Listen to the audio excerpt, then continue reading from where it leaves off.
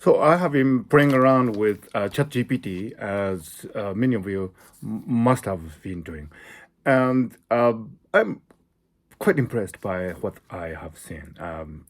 The large language models have come so far, and the achievements of artificial intelligence systems are really, remarkable. Having said that, I do feel that there are many missing links still.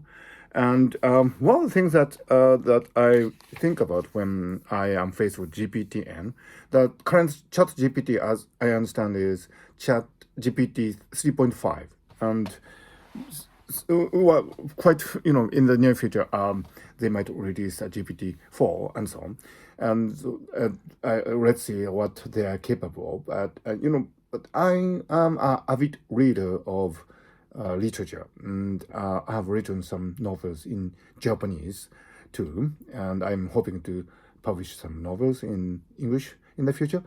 And when what I look for in a great novel is the qualia of sentences. And right now I'm reading To the Lighthouse by Virginia Woolf, and it is a really great modernist piece of work. And it doesn't have any plot. I mean, of course, it has a plot of going to the lighthouse, the family trying to go to the lighthouse, but without the weather is not really great, and there are disagreements between the family members and so on. So they cannot go to the lighthouse straight away. But meanwhile, there are conversations and events going on, and it is quite fascinating to read how Virginia Woolf presents a view on the human condition, and there are certain set of qualia that accompanies her sentences, and this is the most wonderful aspect of Virginia Woolf's writing. And indeed, any professional writer would know that there are certain qualia associated with what they write.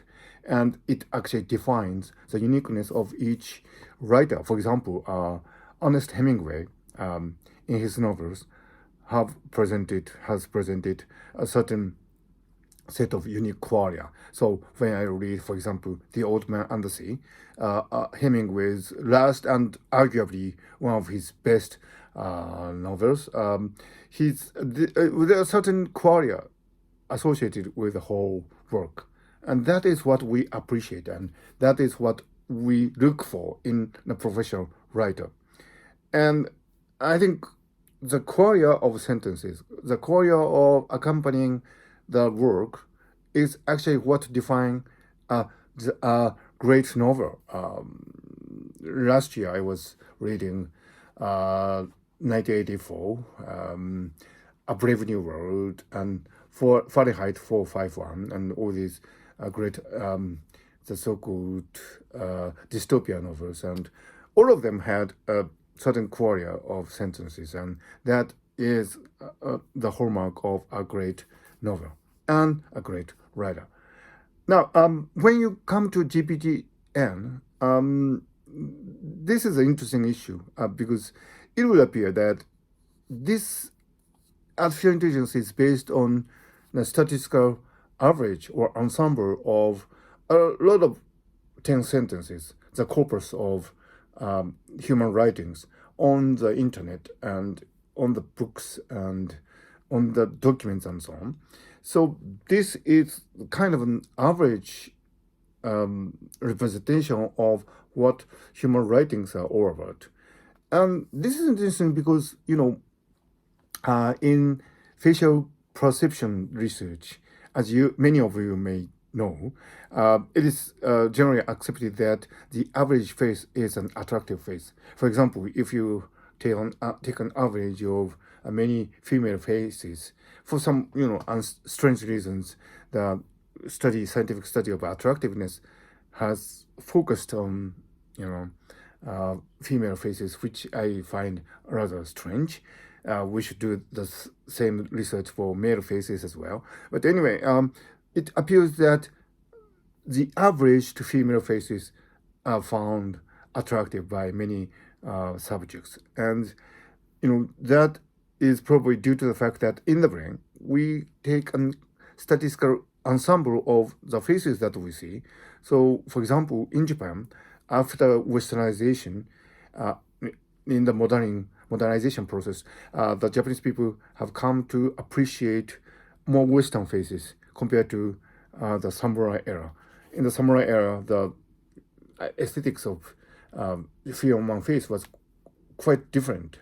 And it was presumably because the Japanese people in the samurai era were exposed to a different data set, if you like, of human faces. And after modernization, the Japanese people were, you know, bombarded with more Western ideas of what human faces are, and that changed the aesthetics of Japanese people.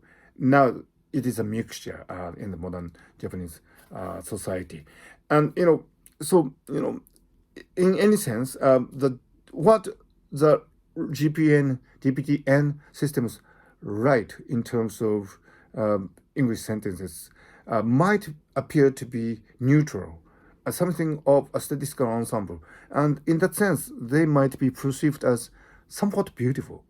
Well, this is a conjecture, and nobody is sure about that. But compared to the absurd ways humans go about when they write sentences, uh, GPT might actually represent something of a golden mean, and something of a standard representation of what the English language, for example, is capable of.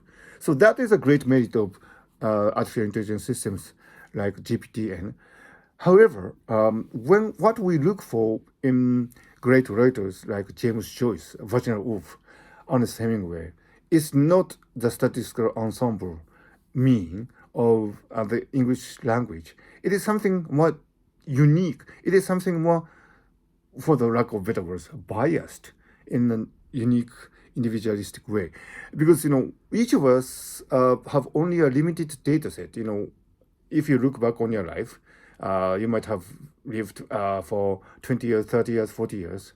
That years of experience would allow you to have access to a really limited data set of sensory and linguistic um, perceptions, and that would naturally limit your, range of experience in addition to your genetic makeup. So that means that when you write a sentence, when I write a sentence, your sentence would come from a particular data set unique to you and unique to your aesthetics.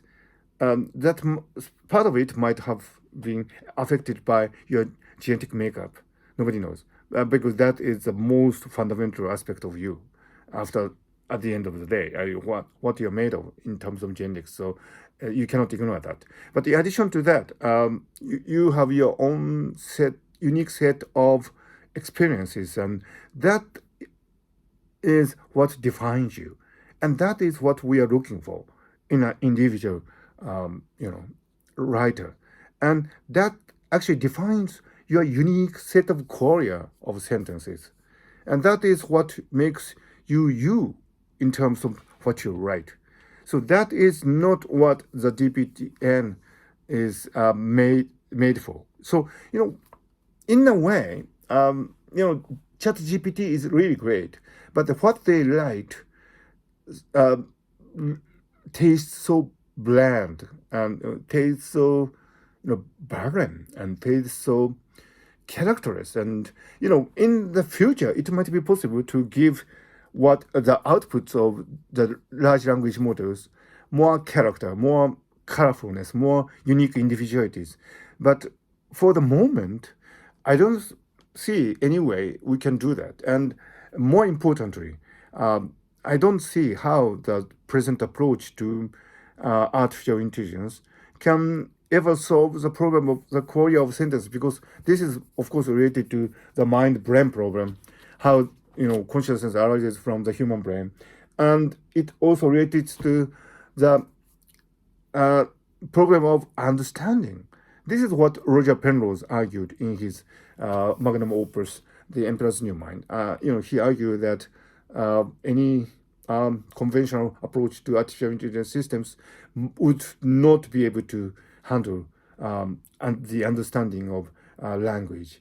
And I believe it to be true. So GPTN, however remarkable they might appear to be, uh, totally lacks an understanding of sentences, and that would lead to a lack of the manipulation, any genuine manipulation of the qualia of sentences, and that might actually, in the long run, turn out to be the greatest defect of large language models and greatest challenge for us yet to fill the gap in. And meanwhile, we can focus on producing our own set of languages and appreciate each other's quality of sentences. And that is, I think, at the end of the day, what makes human in this age of artificial intelligence.